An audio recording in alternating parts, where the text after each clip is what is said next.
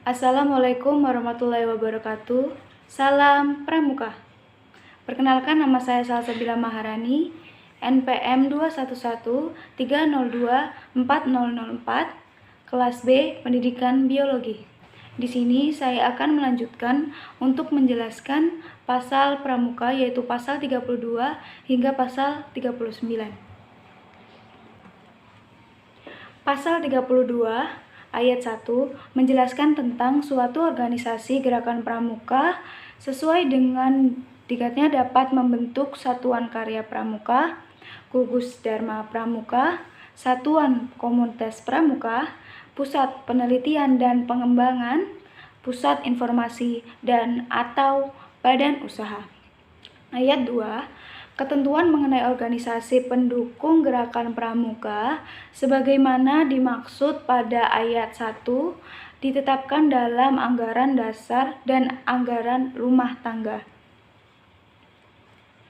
Pasal 33 ayat 1 menjelaskan bahwa pada setiap gugus depan dan kuartir sebagaimana dimaksud dalam pasal 20 ayat 2 dapat dibentuk majelis pembimbing.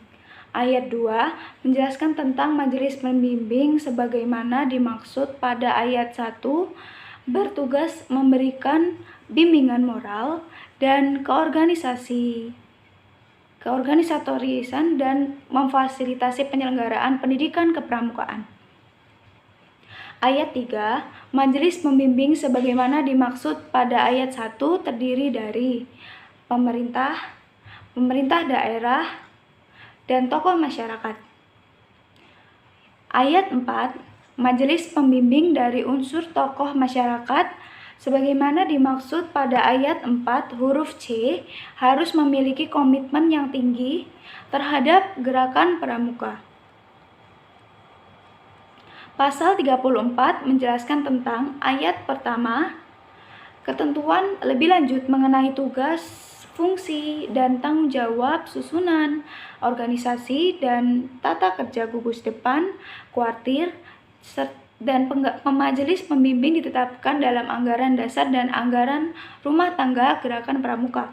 Ayat 2, anggaran dasar dan anggaran rumah tangga gerakan pramuka sebagaimana dimaksudkan pada ayat 1 ditetapkan oleh Musyawarah Nasional. Pasal 35 ayat 1 menjelaskan tentang gerakan pramuka sebagaimana dimaksud ayat pasal 20 ayat 2 memiliki atribut lambang, bendera, panji, himne, dan pakaian seragam. Ayat 2, atribut gerakan pramuka sebagaimana dimaksud pada ayat 1 didaftarkan sebagai hak ciptanya. Pasal 36 berisi tentang pemerintah dan pemerintah daerah bertugas sebagai A. menjamin kebebasan pendapat dan berkarya dalam pendidikan kepramukaan, B. membimbing, mendukung, dan memfasilitasi penyelenggaraan pendidikan kepramukaan secara berkelanjutan dan berkesinambungan, dan C. membantu ketersediaan tenaga, dana, dan fasilitas yang diperlukan untuk pendidikan kepramukaan. Pasal 37 menjelaskan tentang ayat 1, pemerintah dan pemerintah daerah berwenang untuk melakukan pengawasan terhadap penyelenggaraan pendidikan kepramukaan sesuai dengan ketentuan peraturan perundang-undangan.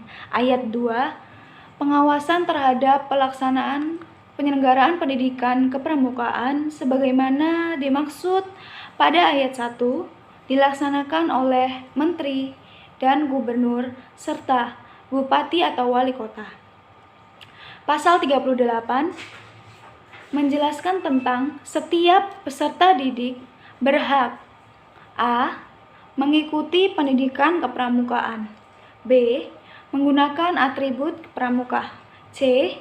mendapatkan sertifikat dan atau tanda kecakapan kepramukaan, dan D. mendapatkan perlindungan selama mengikuti kegiatan kepramukaan. Pasal yang terakhir yaitu pasal 39 menjelaskan setiap peserta didik berkewajiban A. Melaksanakan kode kehormatan pramuka. B. Menjunjung tinggi harkat dan martabat pramuka. Dan C. Mematuhi semua persyaratan dan ketentuan pendidikan kepramukaan. Sekian yang bisa saya sampaikan tentang pasal 32 hingga pasal 39. Apabila ada kekurangan maupun salah kata, saya mohon maaf. Terima kasih atas perhatiannya. Saya akhiri. Wassalamualaikum warahmatullahi wabarakatuh. Salam Pramuka.